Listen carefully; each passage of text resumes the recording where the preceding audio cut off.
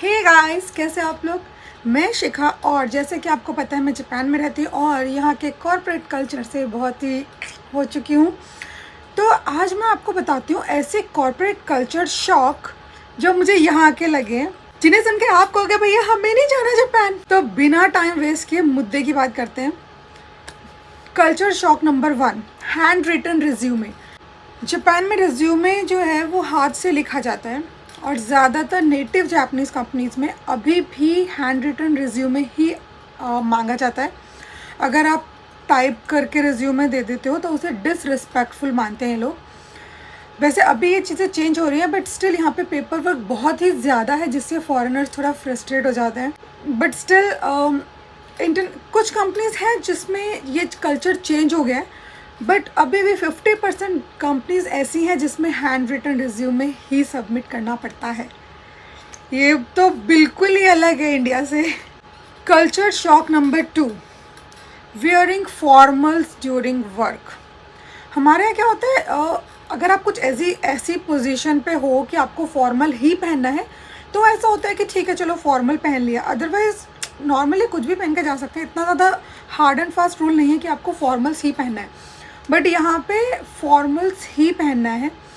ये भी वैसे अब वेस्टर्न कल्चर के लोग थोड़ा थोड़ा अडेप्ट कर रहे हैं तो थोड़ा चेंज हो गया, बट स्टिल अभी भी अगर आप सुबह ट्रेन में जाओगे और देखोगे 90% लोग आपको ब्लैक ट्राउज़र, ब्लैक ब्लेज़र और वाइट शर्ट में दिखेंगे। ऐसा लगता है स्कूल के बच्चे जा रहे हैं सारे के सारे। मेरे ऑफिस में ये नहीं है बट स्टिल लोग पहनते हैं। And you are not allowed to change your suit. बहुत गर्मी है और आपको लग रहा है कि मैं ब्लेज़र हटा दूं तो इसको भी डिसरिस्पेक्टफुल माना जाता है। मतलब आपने बेइज्जती कर दी, आपने फॉर्मल चेंज कैसे कर लिया। इवन आपको पता है यहाँ पे जो टैक्सी ड्राइवर्स होते हैं वो भी सूट पहनते हैं। जब मैं पहली बार जापान आई थी तो टैक्सी ड्राइवर ऐसे ही वो टैक्सी से उतरा, आई वॉज लाइक अरे ये मैनेजर क्यों लेने आ गया। फिर थोड़ी देर बाद पता चला कि अरे नहीं, यहाँ पे सब लोग फॉर्मल्स ही पहनते हैं इसलिए ये नॉर्मल है। अब हमें आदत हो गई ये सब देखने की। पहले बहुत अजीब लगता था। ये थोड़ा सा अच्छा भी है क्योंकि ना आप लोगों के कपड़ों को देख के नहीं बता सकते कि कौन बंदा क्या जॉब करता है या किसका क्या डेजिग्नेशन है। तो ये थोड़ा सा अच्छा भी है और कहीं कहीं थोड़ा ख़राब भी है कि आपको फॉर्मल्स ही पहन के जाना है। This is normal work etiquette in Japan. Culture shock number 3, it's नोमिकाई। जापान में आफ्टर वर्क और ड्रिंकिंग पार्टीज़ होती हैं जिसको नोमिकाई बोला जाता है, और अगर आप रिजेक्ट कर देते हो ये इनविटेशन तो इसको भी डिसरिस्पेक्टफुल माना जाता है। यहाँ पे क्या है ना, नोमिकाई को काम का एक हिस्सा माना जाता है। तो अगर आपको नोमिकाई में इनवाइट किया जाता है तो ट्राई करना कि आप मना मत करो और चले ही जाओ। मैं कभी नहीं गई क्योंकि मैं एक अच्छी मजदूर नहीं हूँ। इन्हें लगता है कि अगर आप नोमिकाई अटेंड करते हो तो आपके अपने कोवर्कर्स के साथ अच्छी जान पहचान हो जाती है, बट ऐसा कुछ नहीं है। इनके बहकावे में मत आना।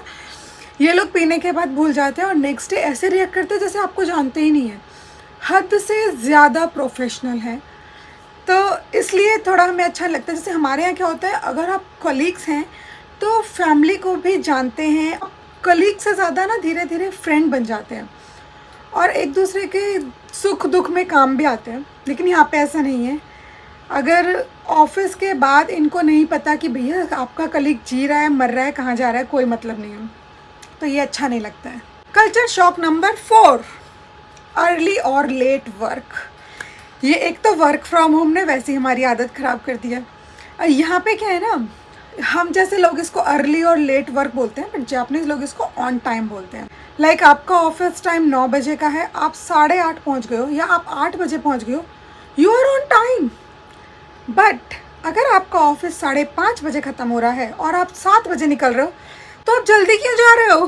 तो भाई सोच समझ के बहाना मारना। फॉरेनर्स इस रूल को वैसे ज़्यादा फॉलो नहीं करते हैं बट जापानीज़ लोग इसको फॉलो करते हैं। इनका मानना है कि काम करने से पहले उसकी तैयारी भी करनी पड़ती है, तो इनको 1 घंटा तैयारी करने के लिए चाहिए और बाद का 1 घंटा इनको अगले दिन की तैयारी करने के लिए चाहिए। तो इसलिए ये अर्ली और लेट आवर्स यहाँ पे नॉर्मल है, हमारे लिए नहीं है। Number 5, extra meetings. धड़ी भर के मीटिंग होती है यहाँ पे, सुबह से शाम तक मीटिंग ही मीटिंग चलती रहती है, फिर काम कब करेंगे। इसलिए इन लोगों को एक्स्ट्रा चाहिए होता है ये अर्ली और लेट आवर्स जो मैंने बताया था। यहाँ काम के अलावा ना बहुत सारी फालतू मीटिंग्स होती हैं जिन्हें अटेंड करना भी बहुत ज़रूरी होता है, जिनका आपसे कुछ मीटिंग्स ऐसी होती हैं जिनका आपके काम से दूर दूर तक कोई लेना देना नहीं है, बट आपको अटेंड करनी पड़ेगी। नहीं की तो डिसरिस्पेक्टफुल, आपने बेइज्जती कर दी है। मॉर्निंग मीटिंग को ऐसा का ही बोला जाता है जो आपके काम से दूर दूर तक कोई मतलब नहीं है, कोई लेक्चर दे रहा है, कुछ दे रहा है, बट आपको अटेंड करनी पड़ेगी। और अगर आपने वो मिस कर दी ना तो आपकी एब्सेंट काउंट हो जाएगी उस दिन। और आफ्टर वर्क जो मीटिंग होती है उसको नोमिकाई बोलते हैं, ड्रिंकिंग पार्टी, बट ये नोमिकाई किसी मीटिंग से कम नहीं होती, इसलिए दूर ही रहना। इन लोगों को लगता है कि इस तरह की गैदरिंग से हम लोग मोटिवेट होते हैं और अच्छा काम करते हैं खुश होकर, बट ऐसा कुछ भी नहीं है, बिल्कुल उल्टा है। हमारे लिए तो बिल्कुल उल्टा है। मतलब इतना टाइम हम लोग मीटिंग में वेस्ट कर रहे हैं, इतना टाइम हम कुछ काम करने में भी लगा सकते हैं। मुझे ऐसा लगता है, आप लोग कमेंट में बताना आप लोगों को क्या लगता है। Culture shock number 6, firing from work.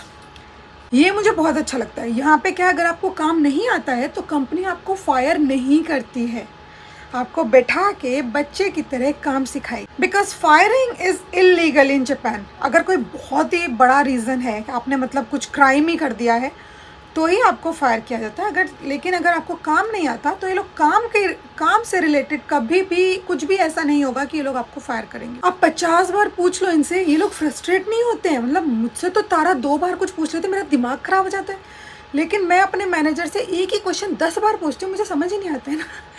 लेकिन वो बंदा फ्रस्ट्रेट नहीं होता है, वो मुझे बताता रहता है, एक ही चीज़ को 10 बार समझाता है। वो ये लोग हमेशा आपकी बहुत हेल्प करते हैं, तो पीठ पीछे कुछ भी करें बट सामने हमेशा आपकी हेल्प करते हैं, कोई कंप्लेन नहीं करेंगे।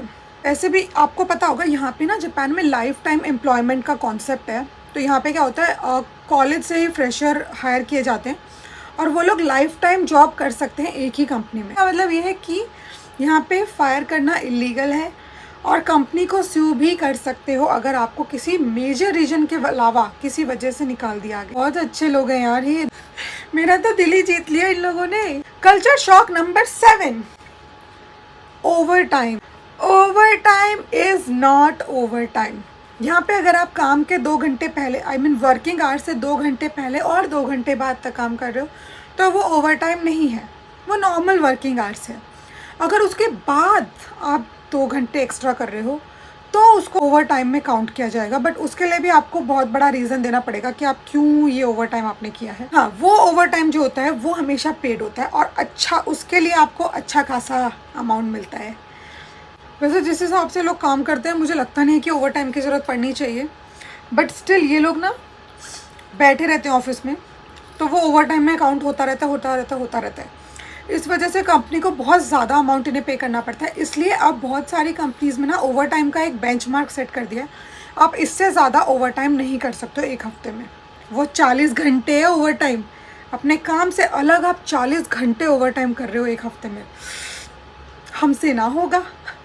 कल्चर शॉक नंबर 8, 5 बजे ऑफिस से निकलना इज़ डिसरिस्पेक्टफुल, बेइज्जती।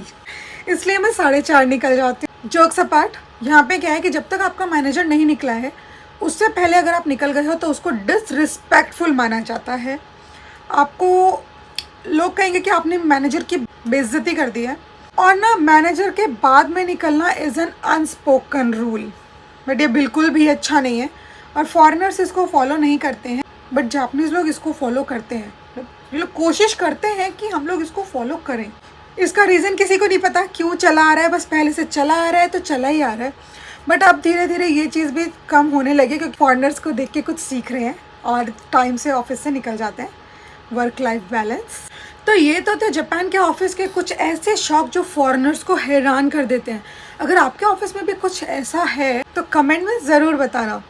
नेक्स्ट वीडियो में मैं आपको बताऊंगी कि जापान के बारे में जो चीज़ मुझे बहुत अच्छी लगती है। एक बार मैंने बताई थी कि मुझे ना जापान के बारे में जो चीज़ अच्छी नहीं लगती है, बट इस नेक्स्ट वीडियो में मैं आपको बताऊंगी जापान के बारे में जो चीज़ मुझे बहुत पसंद है। टाइम वेस्ट के बिना जल्दी से कमेंट कर दीजिए और चैनल को सब्सक्राइब कर लीजिए। मिलते हैं नेक्स्ट वीडियो में, तब तक के लिए बाय।